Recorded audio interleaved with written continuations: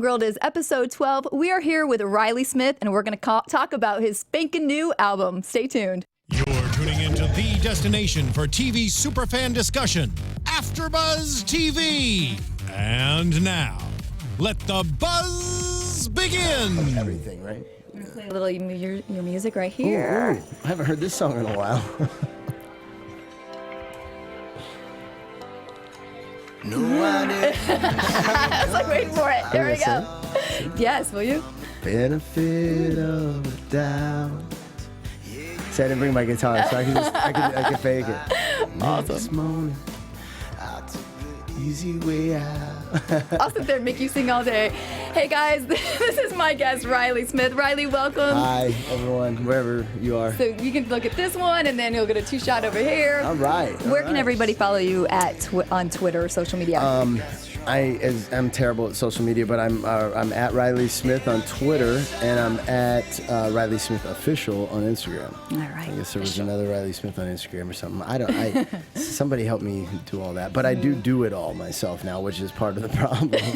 So everyone keeps telling me, you got to do more, and I'm like, I do all I have time to do. Yeah. Well, at least they know they're getting genuine you, right? Yeah, which is probably boring comparatively, but nah. You know, I'm trying to create. It's hard to create and tweet all the time, you know? Yeah, it's overwhelming to keep up with all that stuff, isn't it? I have friends who, and I love them, but like they're on shows, and their Instagram all day is just like pictures and on set. And I'm like, how do you ever get in character, connect to a character when half the time you're out of character taking pictures? So I'm old school though, you know? Like I have to focus on, I can't multitask.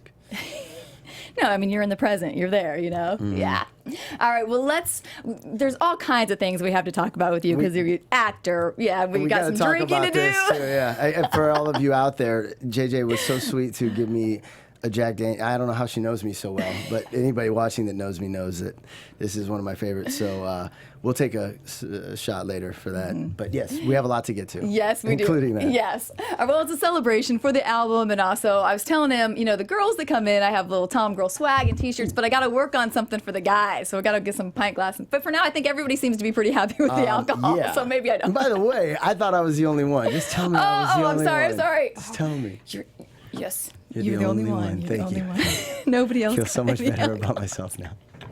Oh, I feel so bad. All right. Okay, so let's talk about this album. All right. So we're going to play a little bit of the video for I'm on Fire. It's amazing. So we want to talk about, here we have it. Butt. More butt. And then more butt. And some more drinking. And butts, and then more butt.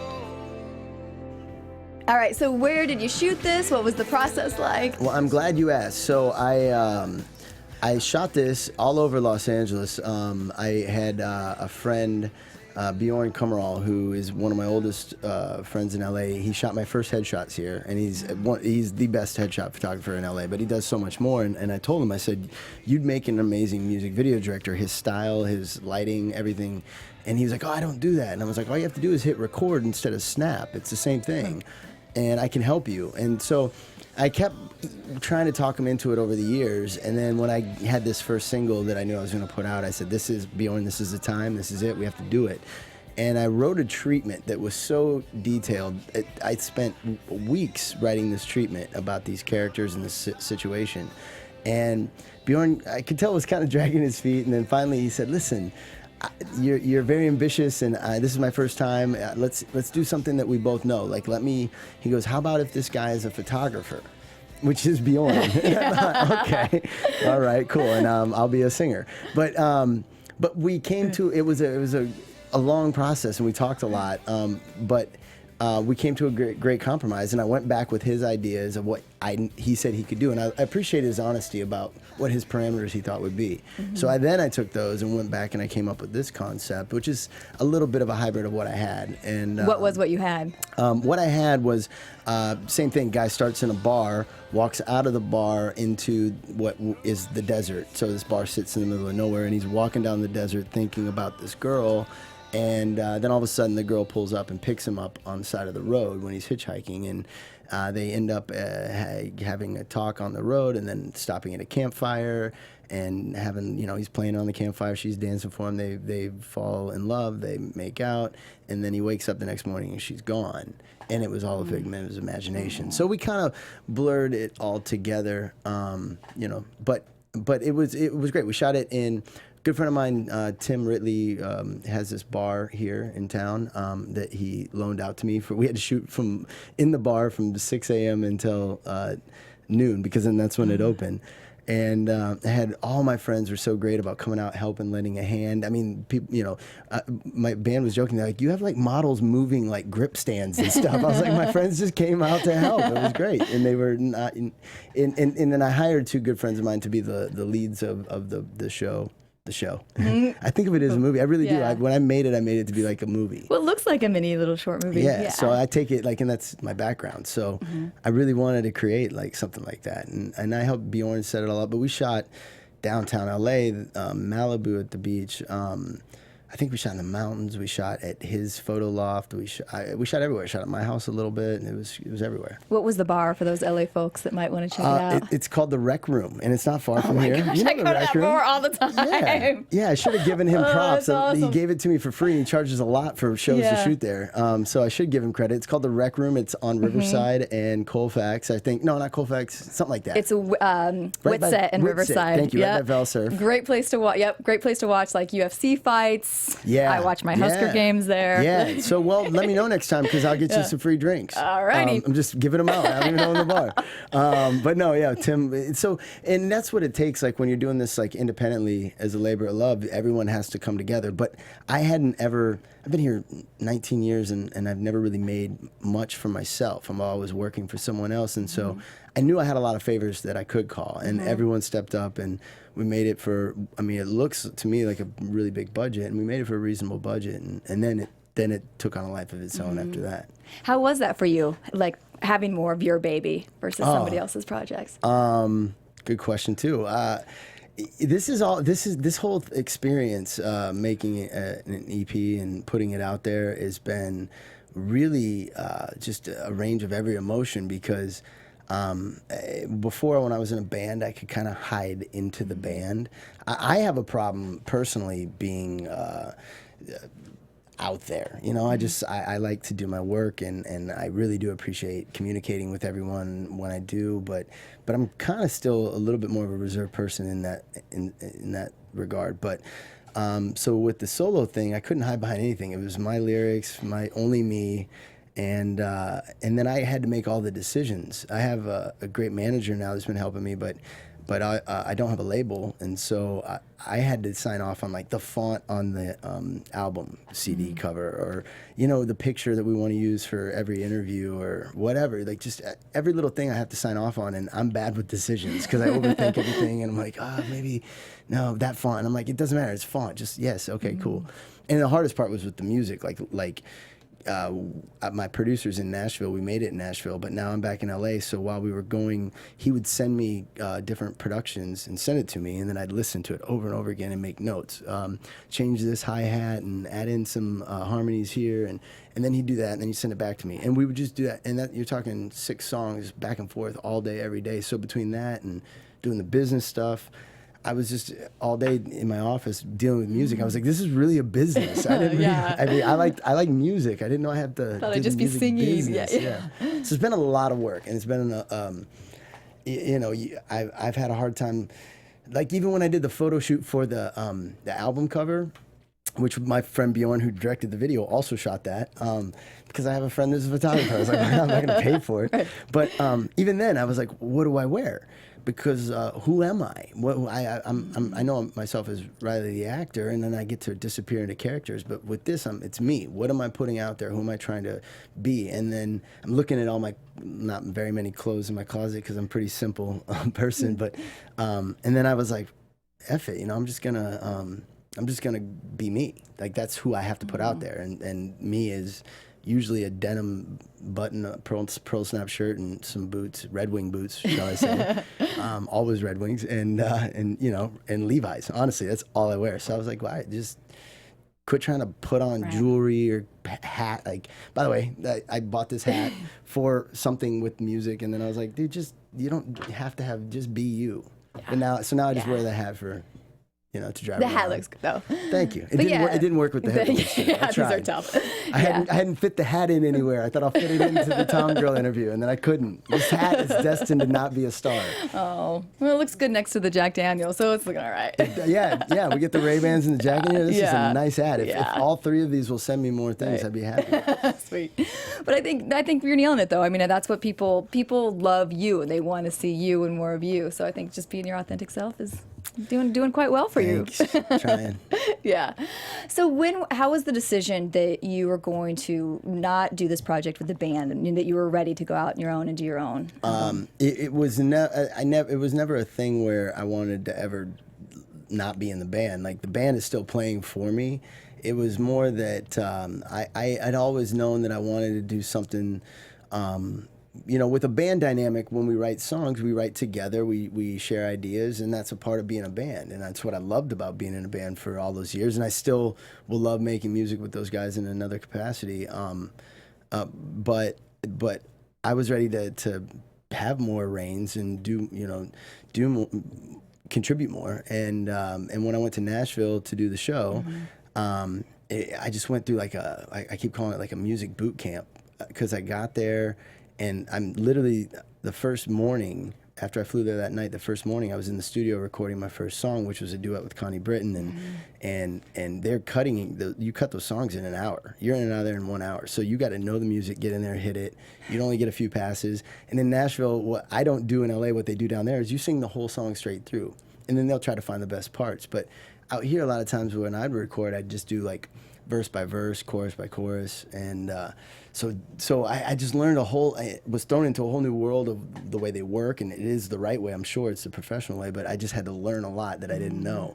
And then I started writing with all these guys and that were great writers, and we were writing for the show because they always encouraged us to pitch songs to the show.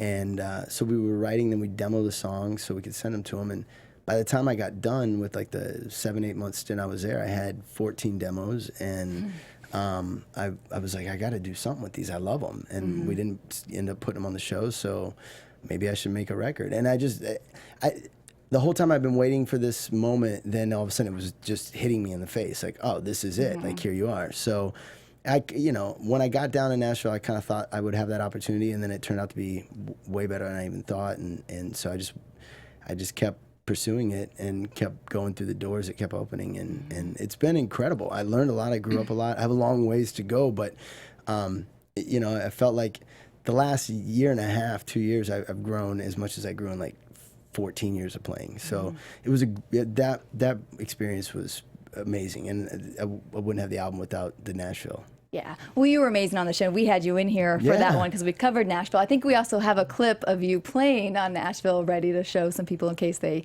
missed it. He'll hold up. James is the engineer there, by the way. And James, there you go. I like him to contribute and ask questions. He always has good ones too. So we'll play a little bit of this. There's a great story about this song too. I'd love to share. Yeah, I want to hear it. Maybe. I'll go ahead and get this ready. Go for it. It looks like it might not play. After Buzz sent a limo for me so I don't have to drive home. Exactly. New car service here. Have this. Amazing. There we go. I guess it's not. Well, we hear it.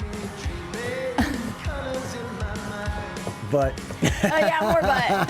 Okay, sorry, we're having a little technical difficulty. Okay, you guys can see it. We can. Okay, so. So this is one you had some great like intimate studio songs with Raina in the show, and then this one was the biggest like kind of crowd one. So did that really give you the like kind of that fever for like, oh my gosh, this is be pretty cool? Like art imitating life and the way it all kind of unfolded.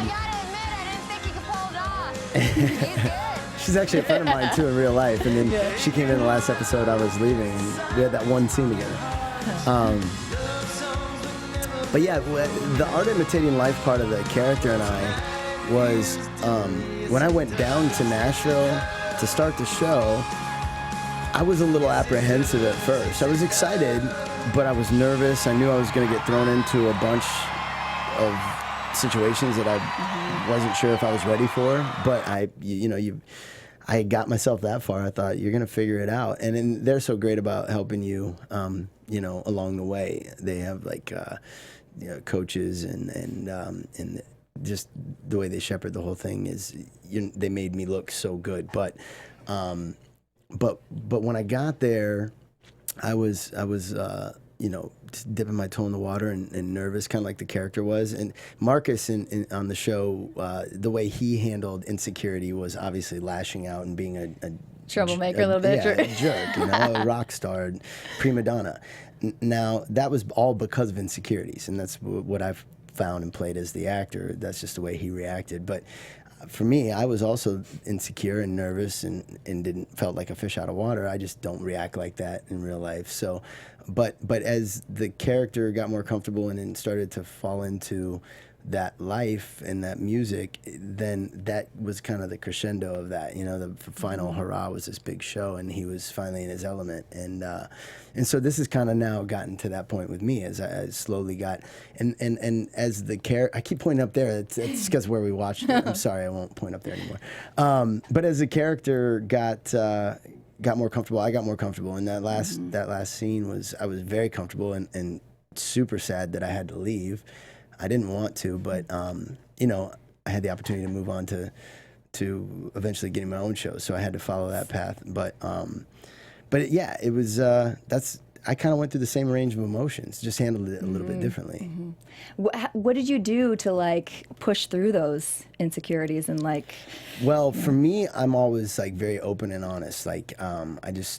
And I'm a big self-deprecator, so I always will. If I'm in these situations, I just ask. I talk, I tell, I communicate. And let people know that I have questions. I feel uncomfortable. I need to figure out what's going on. And I worked really hard. I would go home, and I feel bad for anybody who is staying next to me in the apartments that I stayed at, because I was always singing nonstop, practicing the songs, and recording them, listening back, practicing. I would go home, and after hours until the wee hours in the morning, I would just sit and play, so that the next day I was ready. Sometimes to a point where I barely had a voice when I finally went in to record. But it's so all that. Asking, that's the only way you can gain knowledge, and practicing is the only way you can get better. And so I just try to do all that kind of stuff. I drank a little bit. That always brings inspiration, right? Songwriting. So when you were shooting in Vancouver, I read that you also had put in a little mini studio there to work on your music as well. I have a little home studio here in LA that basically my office has, and it was great. When I did Nashville, I had a hookup through a publishing company where they got me a deal at Guitar Center for a pro deal. So you get, I don't even know what it is, 20-30% off. And so I thought, well, hey, I'm making money. I have the show. I want to invest in my future and my art. So while I have this deal, let's get everything I need. So I went to the pro in Nashville, and I was like, give me everything I need for a home studio. And he started pointing stuff out, the speakers and the preamps and the compressors and the mics and the mic popper stand things and all this stuff, and MIDI keyboards. And so I got it all. And then had it shipped to LA, made a little home studio, because I'm always in my studio making music. So I thought, invest in that. That's where you spend all your time. It's like a bed. You don't want to skimp out on a bed. And so when I moved to Vancouver, I had to move everything. I was living up there for 8 months, so I packed up my Jeep, and that was the first box that I packed up, because that is my sanity when I'm not working, is making music. And I had this beautiful 25-story high-rise overlooking the whole city with my stuff facing, it was just looking over the city, and I had a 180-degree view. And unfortunately, I worked 70 hours a week on that show and never made music. I think I made 2 half songs that weren't even good, and they weren't even for me. They were just I was so inundated with the emotional place I was in with the character, and I'm kind of a character actor in a way, I would say. I try to stay in somewhat of the character. And so between that weighing on me and working that many hours, and then I'd come home and I had to learn 8 more pages of dialogue the next day. So my repetition up there was come home from work at whatever, midnight, study for 2 hours, and with a little help from this and the pages, wake up and go to work, do it again. And so by the time the weekend came, I'd watch football on Saturdays and maybe watch football on Sundays, and I tried. At the last end of my month in frequency, it was at Christmas time, and I had promised my dad that I would play around the fire in Texas where he lives one night, and so I didn't know cover songs. I just never played cover songs, and I thought, you know what, he's not going to want to sit and listen to all my songs, so I'll learn some covers from my dad. So I learned like 15 cover songs, and that was all I would practice the last month I was there. Well, there's a lot of them. My favorite one is Garth Brooks' "Much Too Old to Feel This Damn," or "Much Too Young to Feel This Damn Old," and that was So, but I like Chris Stapleton's "What Are You Listening To?" Those are my two go-tos. I love those two. Good calls. Yeah. But for frequency though, that was your first like leading role TV series. So I mean, it's understandable that you were a little focused on that job at the time. Yeah, right? that took everything. So the music, I made the music in Nashville while I was there, and then I went and got frequency and had to go to Canada for 8 months. So the music kind of just sat on the shelf in Nashville for 8 months. And I thought, I'm going to get around to it, but I don't want to half focus. I don't want to just patch it together to put it out. Like, I've waited this long. I've done it right. It's going to be there when I get done. And what was even better about it was when we got done in January with the show, they had us on hold until almost June under contract with Warner Brothers because they were under the assumption we were coming back. And so we couldn't work. So it was like God's plan that it worked out perfect that I had that time. I've never had 5 months. I've never had 5 weeks off. So without that time, I wouldn't have been able to make this music. And so even though the show didn't go, it's another thing that I thought, hey, I got the EP out of Nashville and I got it made out of frequency because I had that time. And so I went back to Nashville and I spent the last 5 months doing that. Talk about, we're going to play some of the songs too, so because I want to dive into the album a little bit more. Talk about kind of the themes of this album. I read a lot of it was about kind of being alone. Yeah. I've been trying to explain it to everybody because people are like, what is loner music? When they ask, like, how do you want to explain it? I said loner music, and everybody's like, what is that? Well, the thing is, for me, I travel for work, and I have been for 19 years for acting. I travel all over the world, and usually for 4 weeks at the minimum to 4 months, 8 months, and you sacrifice a family life. You really do. I've lost relationships because of it, and I've lost a lot because of it. But it's what I do, and so it's just tough, and a lot of it was my age and where I was in my life then. But you can only go sit at a bar so many nights before you just feel like an alcoholic. I can only become best friends with so many bartenders. So then you got to try to fill time with other things, and so music was always my retreat. I could do that anywhere at any time, and it took up a lot of my time. And so there were, for most of my adult life, just playing music by myself on the road. And so, I'm alone. And so that's what I write about. That's what I sing about. When I would go into those co-writes, I would come in with ideas that I already had written down in my phone for years, some of them. And some of them would be just like, one little line. And so I'd go into the co-writes and I'd pass these around like, hey, what do you guys think about Mad Love? And the idea behind that is this. Or what do you think about Selfish? Because for Selfish, in there I had, the line was, someday Selfish is going to get old. And so he's got it. It's cute, yeah.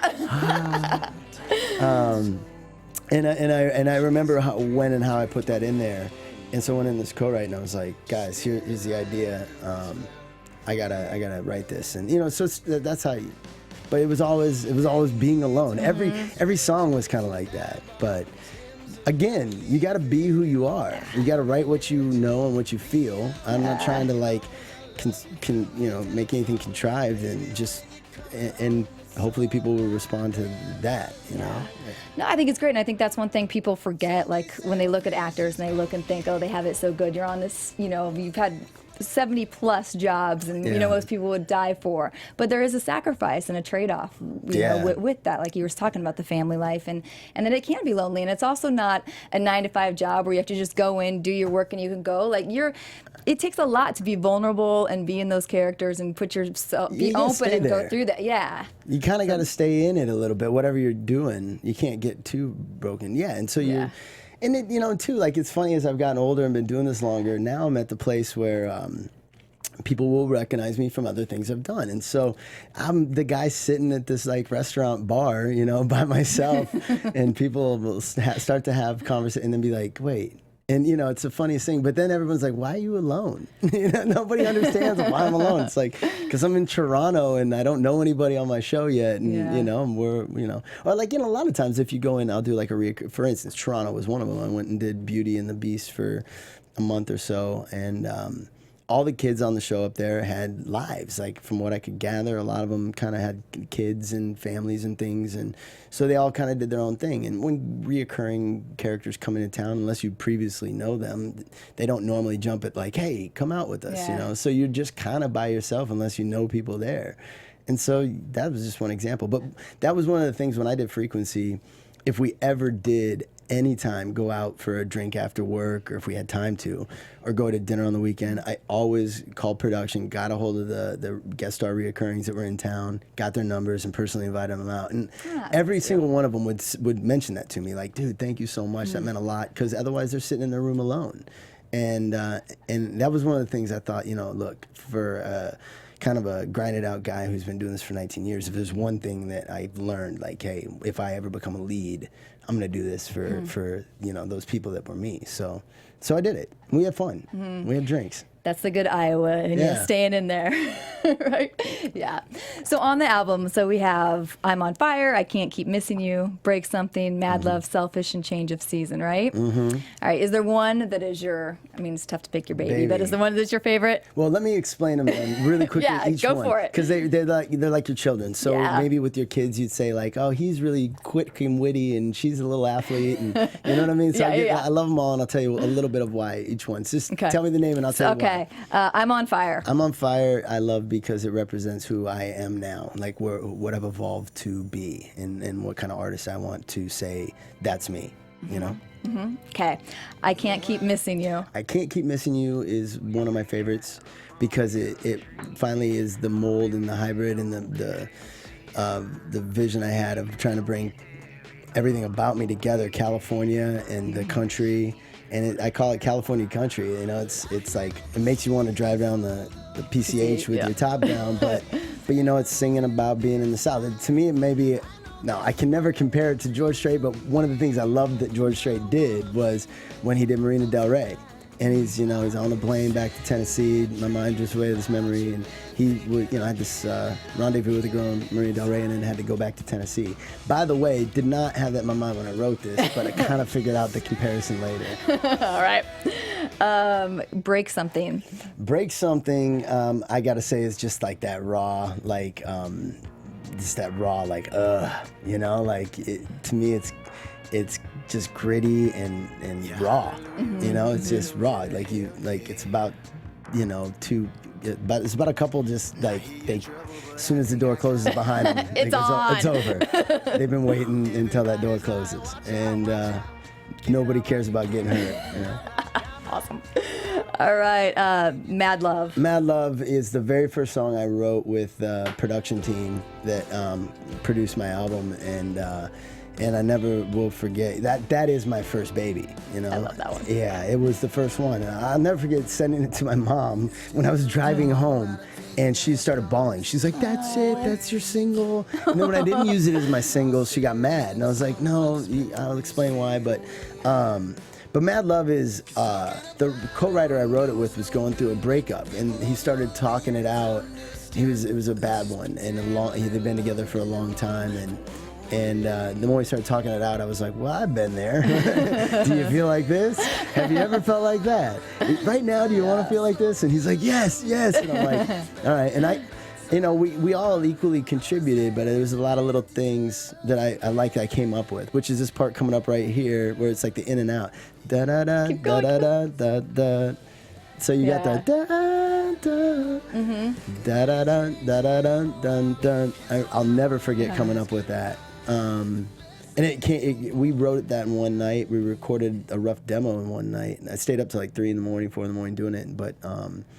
But that was the OG baby, and it's a relationship that everybody's been in, just mad, bad, and sad. Mm-hmm. Yep, everyone can relate to it. Mm-hmm. Okay, selfish. Selfish is, I almost hesitate to say it's my favorite, and the only reason is because it's the most honest. It really is. It's just I get emotional talking about it because well, it's what we're talking about with being lonely and being on the road, and just like being away from everything. And it's like, is it worth it? Is it worth all of it? Like, I understand that I'm selfish, and I think that the honesty of it being self-aware and understanding it and admitting it hopefully makes me less selfish. Mm-hmm. I really try not to be. And I really pride myself on not being selfish, but I understand that if you're passionate and you're dedicated and you're trying to get somewhere, you are going to let people down. And you're going to hurt people, but I don't intentionally mean to. I've let people down in my life because I can't be there. Mm-hmm. And so that's what that's about. It's just that. Change of season. And Change the Season was one of the last songs we wrote, and it came the very second to last day I was in Nashville. And I said, I want to write a song that encompasses my time here. And now, I don't smoke anymore, but at that particular moment, I was out on a balcony in my producer's place having a cigarette, and I looked at the trees, and they were falling off. They had been red, and now they were like brown, and they were starting to fall. And it was December, I think. And I remember when I'd moved there in June or whatever, it was green and luscious and beautiful. And I was just like, I said the line, I said, the leaves have changed, they're always prettier before they go away. And that started it. And then we just decided, like, let's not try to do anything in the box. Let's do something outside of the box with this song. Make it a little bit more maybe electro. It's kind of got that in it, but it still has this like country guitar. And we just want to try to like push the boundaries and find something that might not be in that box. Mm-hmm. Yeah, no, I think there's a great range in all the different songs. Yeah, thank you. Yeah. And I try to, I guess I'll be leaving is the last song of the EP, like peace out, But the thing about that song too is it was kind of written at Nashville, at the show Nashville, because I had gotten an opportunity to go do another show for Fox, and we sort of went to Nashville and said, hey, if you can keep Riley, he'd rather stay here. And at the time, they just didn't, I don't know if it was financial, if they didn't have the money or they didn't have the storyline. I don't know what it was, but they kind of were like, it was like that relationship where they were like, no, we love him and we want him to come back, but we can't commit to what you guys want us to commit to and what he has on the table. Understandable, because the other one was a lead role. But so then I kind of had to leave, and I didn't want to. And champagne problems, because I was leaving for another show. Right. But my heart was really there. And so that was that whole song. Like, if I guess I'll be leaving. You didn't give me a reason, so I guess I'll be leaving. Well, maybe. Do you think you'd ever go back? Deacon could use some help there now that Raina's gone. If they would have me, I'd love to go back. I just love the town. I love the show. I know it's a whole new production team. And it's great now too, though. It's even gotten because CMT has it. There's so much. The music is so incredible, and each show kind of has like a music video in it. Like the quality of the music. And it's darker. Yeah. I love that. Yeah.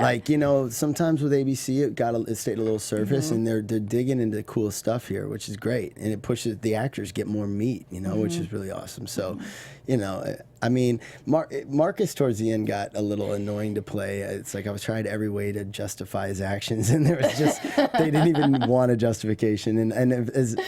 For me as an actor, I like to have. I can't just play a jerk to play a jerk or a rock star, a surface rock star. Like, let's get underneath that and why.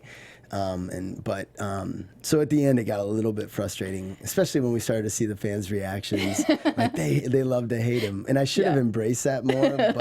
But I so if I went back, I wouldn't want to do that again. Now that I might have a little more of a choice in the matter. But Well, they loved you at the beginning because you started out as actually kind of being a good kind of rival for Deacon Light. People were like, "Oh, we kind of like this this new guy." Yeah, and then they had to take him out. You know, they had to get rid of him. It was you can't go. And I knew the minute I realized I didn't know enough about the show at first, and then when I was like, "Oh, I'm going against the man," like it's over. Oh boy. Okay, it's going so fast. All right, we only have. What do we have left? We have about 15 minutes Well, left. and I got 1 minute to take a shot. Yes, you do. To any, I'll go to that camera. For everyone that's listening right now, I really appreciate you even taking the time. I know you have many people that you could listen to, and I appreciate you watching us here today. So cheers to y'all. Cheers! Yay! Woo. All right, we're gonna jump and talk a little bit about. I want to talk a little bit about Iowa and your and growing up and your And horses. how they're better at football than Nebraska. No. I can't even say anything right now. JJ and I have a deep love for our teams, our home states, and they are rivals. They border each other, and we love to rub each other about it.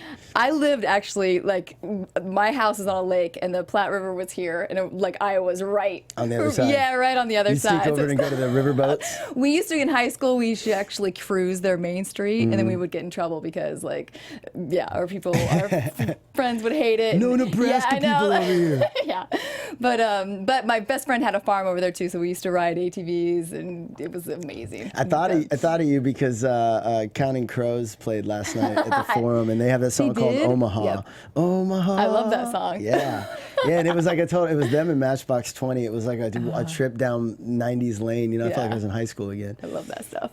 All right, so I think we have a picture of one time you put on Instagram flying over Iowa, the farmland. I don't know if he has it up. But do you get that a lot from people where they say, "Oh, I've flown over Iowa," or "I've never been there, but fly over state"? But you know what? I mean, the Midwest is getting mightier and mightier every day. I was doing another talk show earlier today, and I met a girl from Iowa, and like the people always are coming up to me being like, "I'm from Iowa," so I mean. We have good representations. Who's Nebraska? What's Nebraska you got? Johnny Carson. Do they? Okay. I like Johnny. Yeah. See, Iowa's where it's CSI at. Marg. CSI Marg? Marg. Marge Helgenberg. Yeah. She's with my manager. Yep. Okay. All right. Well, anyway, I think it's already safe to say Iowa has produced. No, we can't. When you go back to Iowa, what do you like to do? You have spots. I sit with my family. People always think it's funny, but I rarely call and tell anybody I'm going home. If you notice, I always post a picture when I'm leaving. Because if I say I'm going, then there's a lot of people I want to see, but really most importantly is my core family: my mom, my sister, her husband, and their little kids, and my extended cousins there that live. They all live right where we grew up, and they didn't go too far. And that's we're like a mighty big family. Like when we go, we'll just like order in because it's like 20 of us, and it's hard to get us out. If we go, it's just a herd of cattle. 20 of us going into a restaurant trying to get a table, and so usually we'll just order in. But yeah, I stay home and I just sit with my family. I don't go anywhere. There's nothing I want. I love Iowa. And I grew up there, but there's nothing in Cedar Rapids that I need to go do. It's like there's nothing there that I'm not going to get anywhere else. So I'm just going to spend my time with my folks. But the only thing I want to do is shout out to Nelson's Meat Market. I have to go get my turkey sub like I used to in high school from Nellie's Deli, and then Dairy Queen probably once because we don't have Dairy Queen here. Oh, I know. Butterfinger Blizzard with chocolate ice cream every time. I like that, and I'll throw in maybe some cookie dough. By my house. You do? Where? Here? In Valencia area. Valencia, okay. Again, if we it's a drive. Is my point. I think there's one at the Burbank Mall. Maybe there used to be one actually right on Lancashire and Magnolia. Yep. But they got rid of it. Oh yeah, and there was a Cold Stones Creamery up on Lancashire. I would go second for that, but then luckily that moved away. I didn't need that. All right. But I think, was it kind of your place to reset and like you've maintained a lot of those values and those good break from here? Yeah, your family just keeps you, like your family keeps you down to earth. And my family's been so supportive. They've just been behind me every step of the way. And so that just centers you, Yeah. It's just sometimes you go back there and I actually get motivated when I go sit there for a few days. I find myself getting antsy and getting motivated. Like, okay, like it reminds you of where you came from, and then it reminds you like why you need to get back to doing what you're doing. You know, that it's a great thing to know that you have a place in the world, and that you. Like for me, I'll be back there, and I'm like, I love it here. I love everyone I'm with, but I realize what I'm here to do. And so every time I go back from Iowa, I'm so motivated, and I seem to always get a lot accomplished right away. So then that's why I try to get back more, because I keep that ball rolling. Yeah. But and, you know, I mean, here's a funny story. My family, I had gotten a car back in Iowa years ago, and this is like 10 years into living in LA. And I got the car in Iowa, and I was driving it back to LA, and I was leaving right after Christmas. And it was like 4 a.m. because I wanted to get a jump on the drive. And my mom and my sister, then everybody comes out to wave goodbye, and it's like snowing, and it's still dark out. And I roll my window down, and I go, I'm going to Hollywood. I'm going to make it. You know, and by the way, I ended up having one of the best years in my life in my career after that year. It was like things just started to really click at that moment. But that was special, because I mean, here I've been doing it for 10 years, but I took a stab at the first time. Put it out there. Because I never drove. The first time I moved to LA, I didn't drive there. I moved there. I moved on a plane with like 2 backpacks and then bought my first car in LA. So I'd never made the official like, see you, Mom and Dad, I'm leaving, and so I finally got to do it. Yeah. That's awesome. So do you still have, at one point you had vintage Jeeps that you worked on. Do you still do that? Well, that poor thing was Hawkeye. It got stolen right out of my driveway. It was black and yellow, Hawkeye black and yellow with a Hawkeye sticker on the back. That's good for it to go then, probably. Oh, yeah. I think somebody wanted it at least. If it was Nebraska, it'd still be sitting there. All right. I'm kidding. No, see, we rub each other. It's all love. The Nebraska fans are so nice to me when I went to the game in Nebraska. They're good people. Yeah, I actually made friends with your ex-middle linebacker, Will Compton, and now he plays for the Redskins. But I was in a bar every one of my stories tells I was in a bar. I was in a bar one night after the game, and Will was a fan. On O Street? Was it? Where all the bars are O there, Street. right? And it was like 3 of us, the only 3 with Hawkeye clothes on in this Nebraska bar. And all these football players start staring at me. I'm like, here it comes. Like, we're going to get our ass kicked because I'm wearing Iowa stuff. And then the guy walks over and he goes, you were on motocross. And I was like, I was, big guy. And then we made friends, and they bought me a drink, and now, awesome. Now we tweet. But I don't know where I was going. Sorry, I was in a bar. We started talking about I don't know either. Let's start with that's fine. Actually, now that you said motocross, so we talk adventures here. What other activities do you like to do? Well, I used to always say just music. That's pretty much what I do. I'm not a thrill seeker. I hate to admit it. Maybe I was a little bit more when I was younger, but now I'm fragile. So I value my body and my career. So I'm not a thrill seeker, and I know it's sexy and dangerous, but I don't like heights and things that go really fast don't excite me. Like I drive like a grandpa. Like people make fun of me. Like I'm not in any hurry to get anywhere. You know, like I just. I like smoother things, you know? Like I like music and chilling. Hiking with your dog. I think we have some nice photos of your dog. I do like hiking with my dog. That I do. You know what? Thanks for bringing that up. Because now that I have Finn, that is kind of my one activity every day, whether it's a hike or go to the park, or I have like, we were talking about this earlier, I have like dog dad guilt if I am not like getting him out and exercised and everything he deserves. So that has got me doing a lot more things, but it's not really thrilling. Yeah. I take him to the Burbank Equestrian Center. I shouldn't say this because if this gets out, it will be like the new hotspot. It'll be like Runyon Canyon for dogs. But I have Bjorn. Again, it goes back to the guy who directed my music video. He has a horse at the Burbank Equestrian Center, and so I'll go there, and there's just fields everywhere because it's a big horse complex. And I feel at home there because I grew up on a horse ranch. I love the smell. It just is nostalgic. So I'll take him over there and let him run around in the horse stables, and I'll hang out with Bjorn and his horse. And it's great because they can't really get mad because I got a buddy there. But it's not really legal, I don't think. Yeah. Do you still ride? If I can.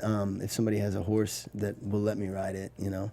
Yeah. I used to know a couple guys that had reining horses at the equestrian center. And one of them was like, randomly was Kiefer Sutherland's, and one of them was Keanu Reeves, and I would go over there in the mornings and just like ride them and get them a workout. But I haven't done that in a while. It's been time for me. It's like I just don't have time. Like, I love golf. Golf is one of my big hobbies. As anybody that follows me will know, and I'm not great at it, but I love it. And but I don't even have time to do that. Like, I play probably once every 2 weeks, maybe 3, and it's summertime. I should be playing more. All right, well, they're telling me to wrap in 3 minutes, but I want to make sure, because we had some fans tweet you questions. Okay. So let's go to them real quick here. There's a shot for that. Yeah. All right. JJ, did we get to all your questions? No, I feel like but I talked too much. No, it's perfect. We could have gone on for it. We could do All a right, 2-hour look interview. up fan questions. I got questions. Okay, go for it, James. Here's a question. All right, so you can sing and you can act, but can you dance? No, I'm a terrible dancer. I've done 2 movies where they tried to make me, and one was the end of New York Minute, and one was the end of a dance movie called Make It Happen. Both times are really embarrassing. What was my first job? I'll tell you that. This is JJ's question. What was my first job? We're going off script here. My very first job was a waiter at Lone Star Steakhouse in Cedar Rapids, Iowa, and I was only doing it because my parents said if I wanted to move to New York, I needed to raise money to go there. And I got fired in about a month. Because when the manager called me for a lunch shift, and I was like, yeah, I'm in Amarillo, Texas at a horse thing, like a horse show. And she's like, a what show? I'm at a quarter horse show in Amarillo, Texas. I won't be coming in today. She's like, okay, you're fired. Nice. That's the end of that. Good one. All right, I have one from Cheryl K926. What are your top 3 favorite characters that you've played on TV or film? Oh man, I can't even sum that up in 3 minutes. Johnny Clay from radio, because that was one of my first big breaks, and I learned so much from it. And Kyle Singer from 24, because again, I was on a really great show at the time, and it was a good complex character at the time. And Frank Sullivan has to be number 1 by far. I loved Frank Sullivan on Frequency. He was awesome. I miss him. Here's one which I know. Catherine Hegarty, sorry. Did you enjoy mentoring the children in Cedar Rapids? Would you like to teach? Yeah. I did, yes. For those of you who are like, what's he doing mentoring children? There's an Eastern Iowa Arts Academy in my hometown of Cedar Rapids. It's a nonprofit for kids to go after school to learn music. And it's an amazing thing. And I got to go back for a week and work with them firsthand. And I love it. It's my charity. Very cool. Okay, last one from Rena Steph Dorfman. Now that the music career is rising, will you put acting on hold? No, absolutely not. In fact, I'm reading scripts right now for my next show or movie. One thing about me is I like to stay busy, but I love acting. I really do, and I feel like I want to do it the rest of my life. So I'm looking for a script. This music thing is awesome, and it's going to continue to go. But I have to get that other part of me out, you know. So I'm ready to act right now. All right, I love that you can have both. You know, you can. People always ask me which one. I did both on Nashville, you know, and I'm always going to do both. I have for 20 years. So at whatever capacity that is, I'll let everything else decide. But I'm just going to keep creating. That's my thing. Okay, sounds good. All right, each week, real quick, we do a TomGirl of the week. So we'll get to that real quickly here. So we have 2 this week. They are Charlize Theron for Atomic Blonde and Julia Michaels for her song So the reason why is Charlize does all her own stunts, and that's pretty badass here for TomGirl, so we love that. And then Julia Michaels before used to just write songs for other people, and so it's fun to see her now with this song and Issues and her other songs that she's doing to really step out of her own and do her own stuff. Iowa girl. Is she? Just saying. I didn't know that. Just saying. Oh, you guys should do a song together. We have a mutual friend, which is how I found out she's from Iowa. So yeah, it's on the list. All right, yeah, I want to see that. Okay, that leads me to another question I had for you. I know we're at a wrap up, but if you could collaborate with any artist, anyone. Oh, I have one more question. I lied. Sorry, James. Okay. Who would it be? Well, I would love to do a duet with Garth or George Strait. I love those two dearly as country artists. And then everyone thinks I'm crazy, but I love this band called Empire of the Sun. They're an electro pop band. They have a song called Walking on a Dream, and I love them. And there's the lead singer, writer of the band. His name's Luke Steele, and I would love to work with him. Okay. And like your character Frank, if you could talk to anyone on a radio, alive or dead, anyone, who would it be? My grandpa. Yeah, he was my best friend. Yeah. All right. It's a great one to end on. Yeah. All right. Well, we have to tell everybody where they can get your album, where they can buy it, find it, listen to it, and about your show on Friday. My show this Friday is the album release show. It's in LA at the Hotel Cafe at 10 p.m.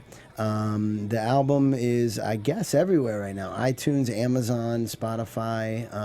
So, yeah, I think it should be worldwide at this point. Awesome. Yeah. Well, thank you so much for coming in. I really appreciate it again. I'm glad we made it work. Yeah, me Love too. it. Timing ended up being perfect. Yes, it did. It did. Thanks for joining us, everybody. I appreciate you listening. All right, we'll see you next week, guys. Bye. From executive producers Maria Menounos, Kevin Undergaro, Phil Svitek, and the entire AfterBuzz TV staff, we would like to thank you for listening to the AfterBuzz TV network. To watch or listen to other after shows and post comments or questions, be sure to visit AfterBuzzTV.com. I'm Sir Richard Wentworth, and this has been a presentation of AfterBuzz TV. Buzz you later. The views expressed herein are those of the hosts only and do not necessarily reflect the views of AfterBuzz TV or its owners or principals.